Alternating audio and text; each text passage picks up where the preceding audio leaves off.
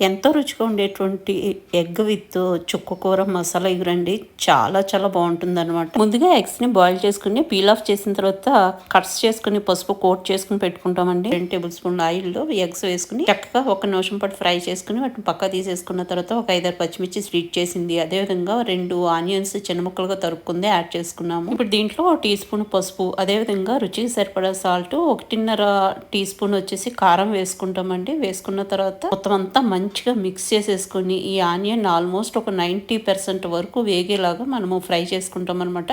ఇప్పుడు ఇంకా మూత పెట్టేస్తున్నానండి. ఒక 5 మినిట్స్కి మనకి చక్కగా ఆనియన్స్ అన్ని కూడా సాఫ్ట్ అయ్యి దగ్గరికి అయిపోతుంది అనమాట. ఇప్పుడు శుభ్రంగా వాష్ చేసుకుని చిన్నగా తరుక్కున్నటువంటి చుక్కకూరని ఇక్కడ యాడ్ చేసేస్తున్నాను. నేను ఇక్కడ 4 కట్టలు చుక్కకూర తీసుకున్నానండి. ఇంట్లో మనం ఒక పావు teaspoon garam masala add చేసేసుకుంటామండి. ఈ మసాలా ఒక్కటి సరిపోతుంది అనమాట. చుక్కకూర లైట్ పులుపు ఉంటుందండి, చాలా బాగుంటుంది కర్రీ. ఒకసారి డెఫినెట్ గా ట్రై చేసి చూడండి.